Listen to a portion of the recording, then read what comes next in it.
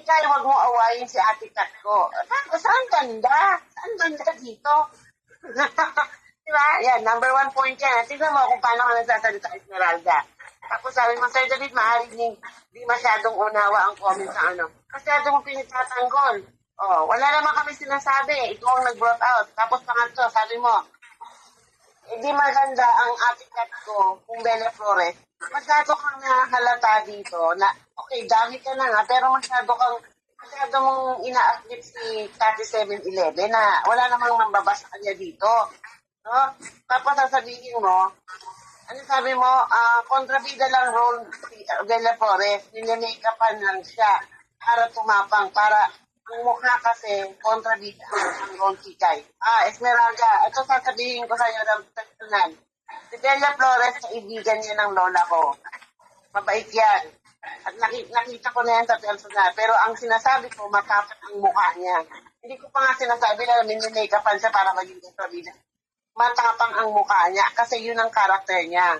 Okay? So dinescribe ko sa'yo nung nakausap ko si Cathy 7-Eleven sa phone, video call, ang dating sa akin, matapang ang mukha niya, pero mabait siya sa akin. Noon yun, ewan ko ngayon. Wala pa ako sinasabing masama sa kanya. At paano ko siya nakausap? Kasi nga, nagbigay siya sa akin, nagpa-interview siya sa akin tungkol sa kwento niya, na sinabi niya na kanyang asawa daw ay classmate somewhere nung high school ni FLM. Tapos, nagkita sila sa casino, inutangan daw yung asawa niya ng 300,000. Okay, yun hindi ko yan nilalabas, pero lumabas na yan sa dati kong channel. Interview na yan. Nakasulat yan, may notebook ako niyan. Lahat ng sinabi niya sa akin, nakasulat. But then, later on,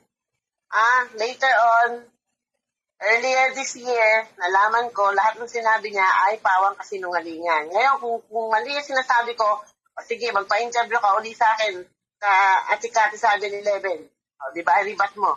Ngayon, wala akong away doon sinasabi. Pero sa totoo lang, Esmeralda, nakikita ko, hindi rin ako bulag. Marami siyang ginagawang comment. Kahit sa akin niya, binabas niya ako eh. No? Binabas niya ako ng mga pahaging-haging. Binabanatan niya si Tatay David sa mga comment section. Ito mo, wala kaming binabanggit dito, pero ikaw ang nagsimulang magbanggit. Sige, rebatan kita dyan, babalikan kita dyan. Ngayon, sinabi ko na may edad na. O bakit ngayon nagre-react ka?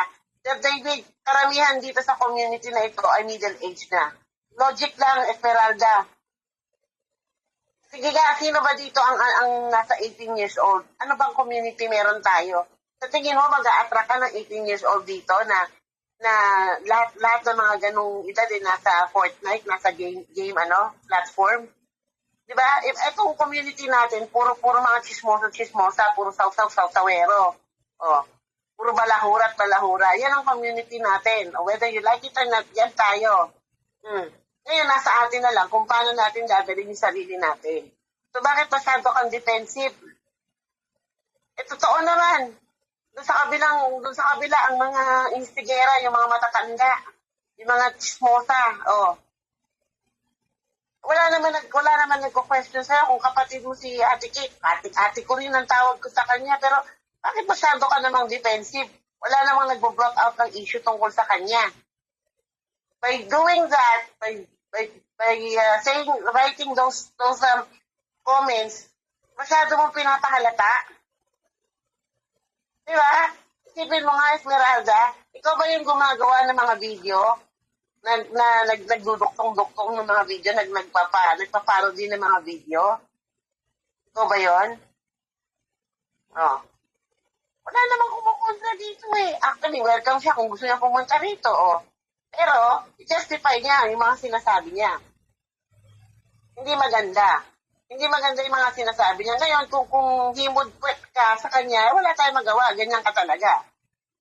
Hindi mo nararamdaman yung sinasabi niya doon sa isang tao na against siya kasi hindi ikaw yun. Kasi nga, himod-pwet ka sa kanya. Pero meron siya sinasabi. Katulad yan, may mga sinasabi siya kay Tatay David. Hindi mo nararamdaman yun kasi hindi naman ikaw si David Ilagan. Dami ka. Kung sino man yung account mo na Esmeralda na yan, dami ka. Diba? Walang reason, walang punto para bigla ka magbabanggit ng Cathy. Ano ba? Okay lang si Pogi Bagsik, binanggit niya si FLM, saka si Mighty Manong. Kasi yun yung nakaraang pinag-usapan dito at ako yung kausap nila. Okay lang. Walang problema. Ikaw bigla mo banggitin si Katis. Hindi nga alam ni Tatay David kung sino sinasabi mong Ate Kati. Ako na lang ang nagduktong na sinabi kong Kati 7-Eleven eh. Hindi yan talaga lalabas sa camera. Hindi talaga yan aakyat. Oh. Kapatid ko si Ate Kat ko, Kikay. O di kapatid mo, wala namang kumukontra. Di sa'yo na, ate mo na ito forever. Wala namang kumukontra. Bakit? Ibig sabihin ko, porque ate mo, hindi ako pwede magsalita ng hindi ako pwede mag-rebat. Kahit sino, hindi ako pwede mag-rebat. Kahit porque kapatid mo, kung sila nga malaya lang sila mambalahura sa amin, malaya silang magko-comment. Tapos kami pag nag-rebat, hindi pwede dahil kapatid mo. Okay ka lang, Esmeralda? Ay, ikaw na. O, hindi ako galit sa'yo, ha. Real talk lang kita dito kasi ikaw nagsimula, eh.